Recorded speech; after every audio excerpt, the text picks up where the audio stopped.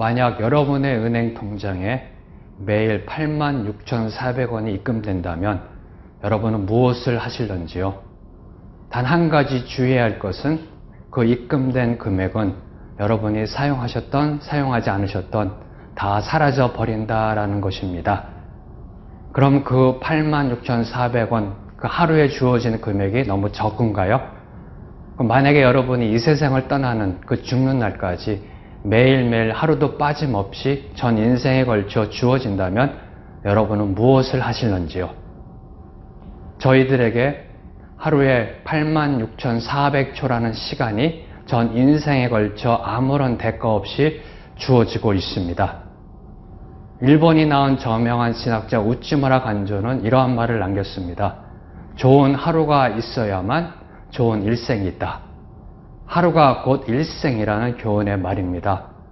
오늘 말씀을 보면 솔로몬에 이어 왕이 된 르호보암은 그 새로운 인생을 시작합니다.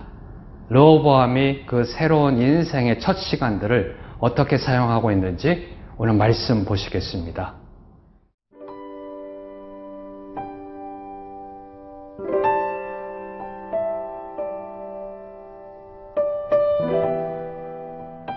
열왕기상 12장 1절에서 11절 말씀입니다.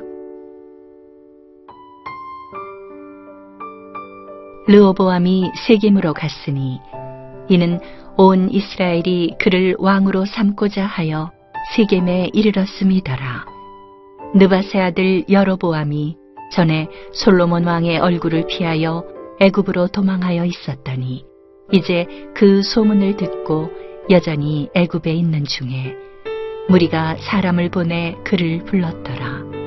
여로보암과 이스라엘의 온 회중이 와서 르호보암에게 말하여 이르되 왕의 아버지가 우리의 멍에를 무겁게 하였으나 왕은 이제 왕의 아버지가 우리에게 시킨 고역과 매운 무거운 멍에를 가볍게 하소서. 그리하시면 우리가 왕을 섬기겠나이다. 르호보암이 대답하되 갔다가 3일 후에 다시 내게로 오라 하매 백성이 가니라. 르호보암 왕이 그의 아버지 솔로몬의 생전에 그 앞에 모셨던 노인들과 의논하여 이르되 너희는 어떻게 충고하여 이 백성에게 대답하게 하겠느냐?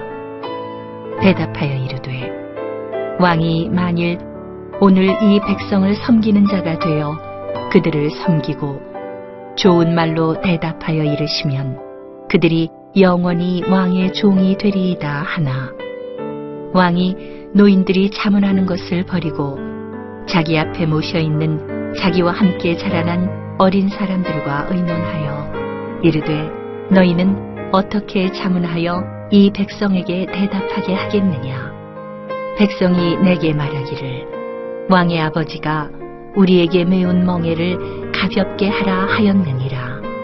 함께 자라난 소년들이 왕께 아뢰어 이르되 이 백성들이 왕께 아뢰기를 왕의 부친이 우리의 멍에를 무겁게 하였으나 왕은 우리를 위하여 가볍게 하라 하였은즉 왕은 대답하기를 내 새끼 손가락이 내 아버지의 허리보다 굵으니 내 아버지께서 너희에게 무거운 멍에를 내게 하였으나 이제 나는 너희의 멍에를 더욱 무겁게 할지라. 내 아버지는 채찍으로 너희를 징계하였으나 나는 전갈 채찍으로 너희를 징계하리라 하소서. 세상적으로 볼 때 온갖 부귀 영화를 누렸던 솔로몬, 신앙적으로 볼 때 영광과 어둠의 삶을 모두 살았던 솔로몬, 이 세상의 모든 사람들이 그렇듯이 솔로몬에게도 예외 없이 죽음이 찾아왔습니다. 솔로몬의 죽음은 그의 인생의 끝이기도 하지만 이스라엘 역사에 있어서 새로운 시작이기도 합니다. 그 새로운 시작은 르호보암이 세겜에서 왕이 되는 것으로 출발합니다. 그럼 왜 르호보암은 예루살렘이 아닌 세겜에서 왕이 되는 즉위식을 거행했던 것일까요? 세겜은 이스라엘 역사 속에 보면 아브라함 때부터 하나님과 언약을 맺어온 그 장소입니다. 그리고 그 언약의 장소인 세겜은 바로 북쪽 이스라엘 지파들의 정치, 종교의 중심지이기도 합니다. 바로 그 세겜에서 르호보암은 왕의 즉위식을 거행함으로 이스라엘의 절대 다수인 북쪽 지파들의 동의와 협조를 얻으려고 했던 것입니다. 그런데 여기서 저희가 한 가지 주목하는 것은 르호보암이 그 세겜 언약의 장소에서 하나님께 무릎 꿇고 나아가 하나님께 간구하는 모습을 볼 수 없다라는 사실입니다. 아버지 솔로몬은 기브온에서 하나님께 무릎 꿇고 나아가 예배 드렸던 것과는 달리 지금 르호보암은 다분히 인간적이며 정치적인 계산을 하면서 행동하고 있는 것을 알 수가 있습니다. 바로 이때 르호보암이 하나님의 뜻을 구하지 않고 세상적인 방법에 따라 행동할 때 하나님은 애굽의 피신에 있던 여로보암을 이스라엘로 불러 올리십니다. 이스라엘로 돌아온 여로보암은 백성들과 함께 르호보암에게 나아가 한 가지 조건을 내걸며 충성을 다짐합니다. 솔로몬이 부과했던 세금과 부역을 가볍게 해주면 르호보암을 왕으로 섬기겠다는 조건부 제안을 합니다. 이 제안에 대해 르호보암은 즉답을 피하고 3일간의 시간을 갖습니다. 그리고 맨 먼저 솔로몬을 섬겼던 나이든 신하들에게 자문을 구합니다. 솔로몬을 섬겼던 그 원로들은 르호보암에게 7절에서 이렇게 충언하고 있습니다. 대답하여 이르되 왕이 만일 오늘 이 백성을 섬기는 자가 되어 그들을 섬기고 좋은 말로 대답하여 이르시면 그들이 영원히 왕의 종이 되리이다 하나. 이 원로들의 조언은 솔로몬이 부과한 세금과 부역에 초점을 맞추고 있지 않습니다. 그들은 섬기다라는 단어를 2번 강조하면서 지금 백성들이 지고 있는 그 멍해를 해결하는 근본적인 열쇠는 다름 아닌 르호보암이 백성을 섬기는 왕이 되는 것이라고 조언하고 있습니다. 여기서 섬기다라는 것은 왕의 자리에서 섬기는 것이 아니라 종의 마음으로 낮아져 백성을 섬긴다라는 의미를 갖고 있습니다. 비록 르호보암이 이스라엘의 왕이지만 그가 백성들을 종의 낮은 마음으로 섬길 때 결국 이스라엘이 그의 종이 될 것이라는 지극히 성경적인 지혜요 가르침을 말해주고 있는 것입니다. 여기서 저희가 한 가지 또 주목하는 것은 그 원로들의 조언이 왕이 만일이라는 단어로 시작하는 것을 알 수 있습니다. 만일이라는 단어는 르호보암이 그 원로들의 그 조언을 받아들일 수도 있고 받아들이지 않을 수도 있음을 전제하는 말입니다. 한마디로 르호보암이 원로들의 그 조언의 순종 여부는 전적으로 르호보암에게 달렸다라는 말입니다. 오늘 이 시간 저는 제 자신에게 이렇게 질문해 봅니다. 내가 만일 르호보암이었다라면 어떤 결정을 내렸을까? 섬기는 사람이 됐을까? 군림하는 사람이 됐을까? 여러분이 만일 르호보암이라면 어떤 결정을 내리실런지요? 저희 모두, 여러분 모두 그 인생 속에서 세상적인 지위, 신분 내려놓고 종의 낮은 마음으로 낮아져 서로를 섬기는 모습이 넘쳐나기를 축복합니다. 저희들의 가정, 직장, 교회 안에서 낮은 곳, 더 낮은 곳으로 내려가는 종의 마음이 또 다른 종의 마음을 불러오는 그 축복이 넘쳐나기를 소망합니다.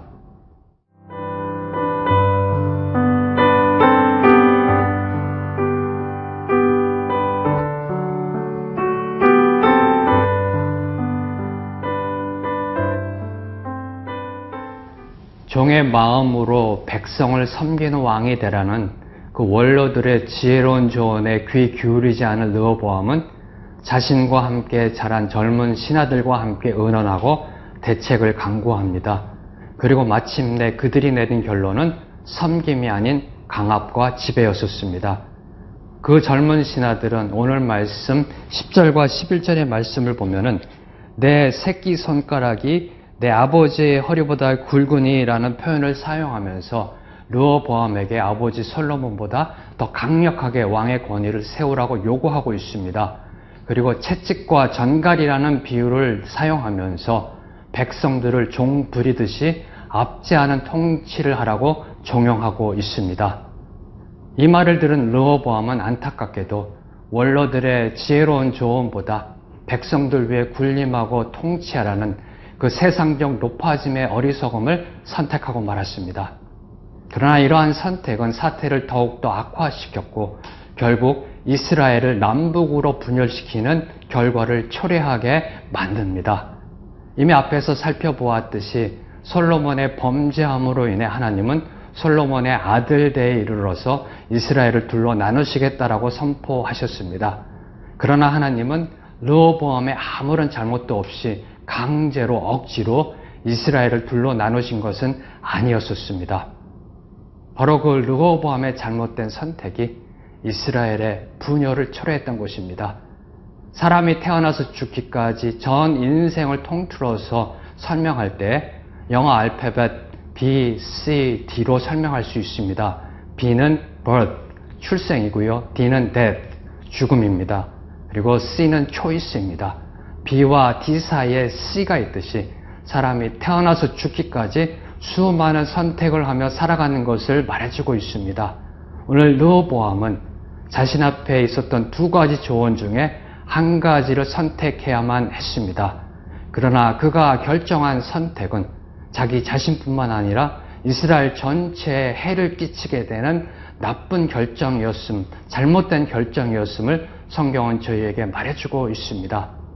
그럼 이러한 르호보암의 경우를 반면 교사 삼아 저희가 올바른 선택을 하며 살아가기 위해서는 어떻게 해야 할까요? 첫째로 저희들이 결정하는 선택이 성경적이냐 세상적이냐를 반드시 체크하여야 합니다. 르호보암은 사람의 조언을 듣기 전에 하나님의 인도하심의 지혜를 먼저 구했었어야 합니다. 르호보암에게 귀한 3일이라는 시간이 주어졌었습니다. 그러나 르호보암은 그 3일 동안 세상적인 경험과 방법만을 찾고 있었던 것입니다. 그리고 두 번째로 저희들의 선택은 나만의 유익을 위한 것인가 아니면 내가 속한 공동체의 유익도 구하고 있는 것인가를 반드시 분별해야 합니다. 내가 속한 공동체의 유익을 추구하기 위해서는 내가 듣지 못하고 보지 못하는 그 부분을 조언해 줄 수 있는 사람이 필요합니다. 지금 여러분에게는 얼마나 많은 조언자가 있으신지요?